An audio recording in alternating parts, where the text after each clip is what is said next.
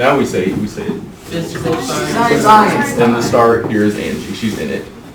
Okay, today we're talking about Newton's first. Uh-oh. My board is still wet. Ugh. Yuck. Ugh. Oh, now it's just a mess. Look at this. First, there we go. Law. We just got done talking about force. The force, as we know, is a push or a pull on an object. What? Give me an object that you think I can't draw. I'm gonna use this like a horse. Camel. Okay, you're pretty close. Of course, let's use camel because I really can't draw a horse. Camel. And it's not that I can't. Oh, this is starting out. The camel is a. It looks like a snake. That's not bad. I don't know. Hey, actually, Yeah. Oh, hey, this is a side note. Come on, write down the dang side note. No, it's fine. The side note is if you look at the sideways letter D. Oops, I should have drawn this a lot lower. If you look at the sideways letter D and the sideways letter B, you can tell what the different kinds of camels are because if you pretend those are camels, dromedary camels have one hump and Bactrian camels have two humps, like the letter B. is that going to be on the test? Yes. No. Okay. Anyway, so we have a camel. Camel with no hump. A horse. Humphrey. That was so. You know that's where Mr. Lovercheck is from. That's why it's a funny joke. Anyway, so we got a camel here. This everyone said I couldn't draw, but look at this. And let's say we have Justice pushing on one side. That's how big Justice is compared to a camel. We haven't talked about this yet. We won't until the next chapter. But the unit we use for force is called the Newton. So we'll say Justice is pushing with 5 newtons, and we'll say Justice looks so tiny in that picture. Angie is pushing with a force of 10 newtons. Why is Angie so huge? Okay. She's really not that. So, are these forces balanced? No. And we'll say they're in outer space. There's no gravity or anything else. Are these forces balanced? No. We have a force of 10 newtons to the right and 5 newtons to the left. What do you notice about this? It ain't gonna be fair. Well, no, but it's true. But what do you notice? And that's exactly the point of unbalanced forces.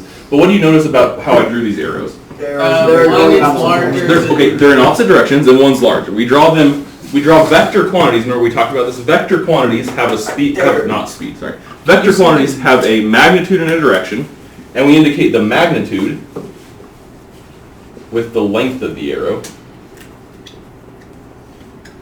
and we indicate the direction with. Can you guess, Cyrus?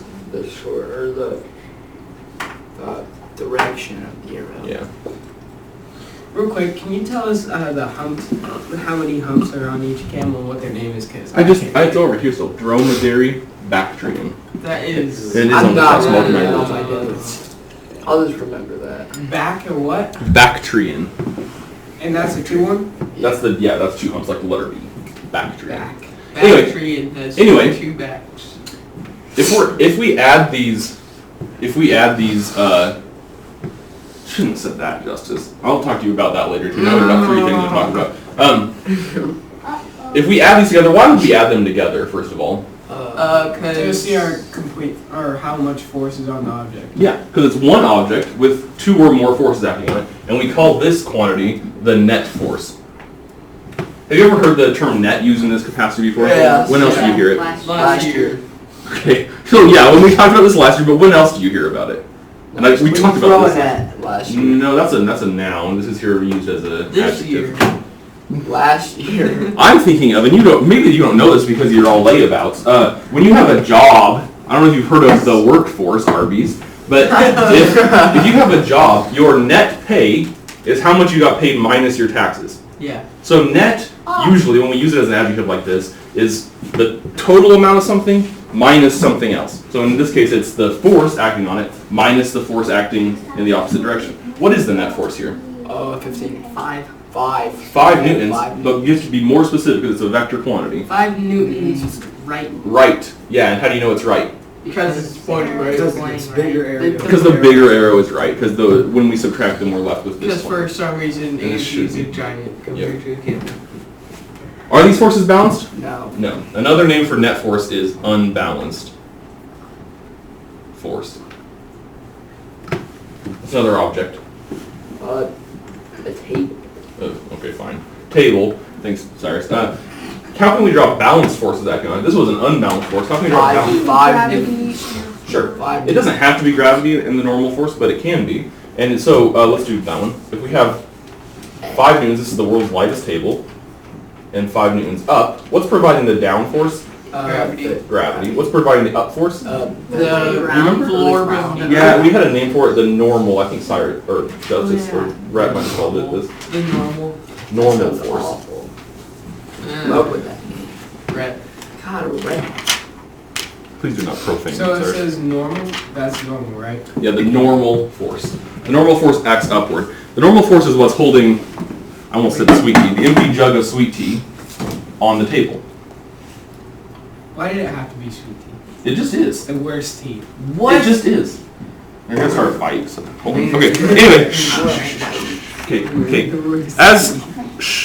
Do you have questions about balanced and unbalanced forces? No. Are there any questions about balanced and unbalanced forces No. from over here? Jaden, let's hear your question. You don't have one?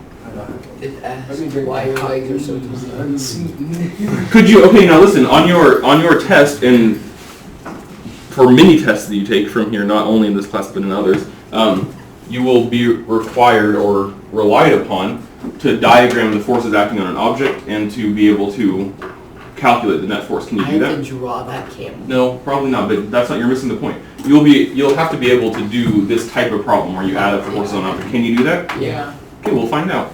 Okay, we're going to now briefly talk about, we have talked about this now 3 times, we're going to briefly talk about Newton's first law, so let's go down here. This was all describing what a force is, so even though the heading was Newton's first law, this was all just kind of talking about what a force or forces are, or is.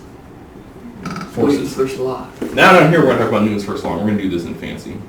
Newton's, because Isaac Newton was from the olden times, which is fancy. Newton's real first law. First law. Again. Hey, Justice, thanks for bringing that up, because we sometimes, to be more specific, we call this Newton's first law of...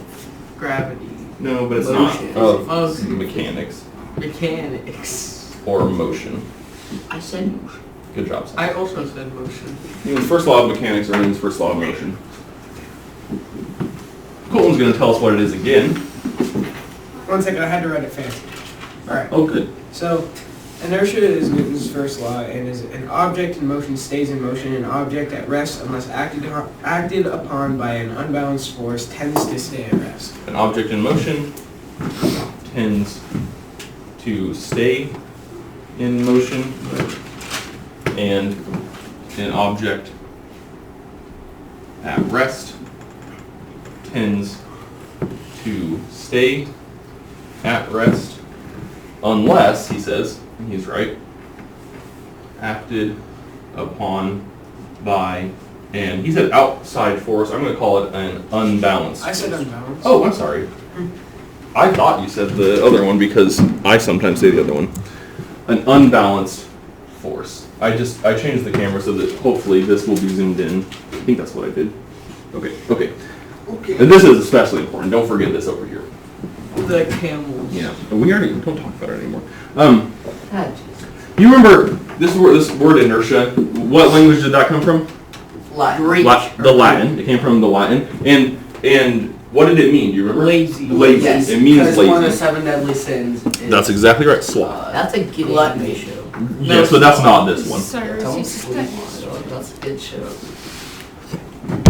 But inertia means laziness, and that applies to this because objects don't want anything. They can't think. But it's easy for us to think about. It's easier for us to think about that an object. But an object likes to. It tends to remain at rest if it can, and it tends to remain in motion if it can. Just like you.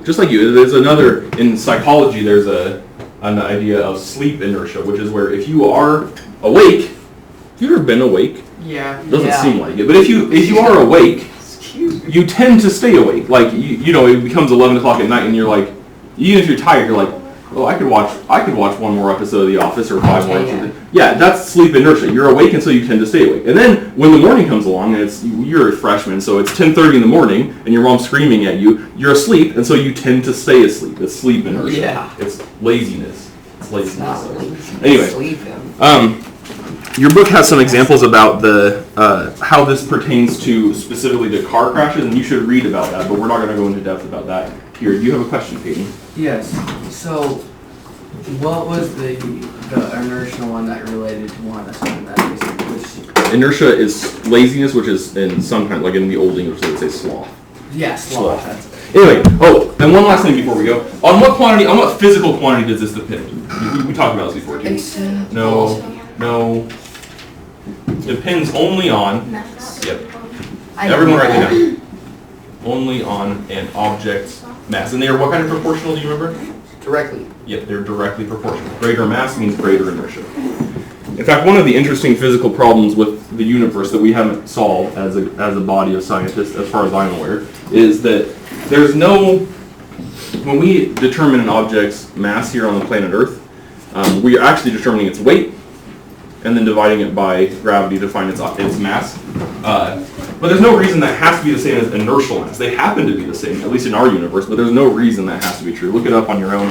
There are problems with physics. This is one of them. Do you have questions? Nope.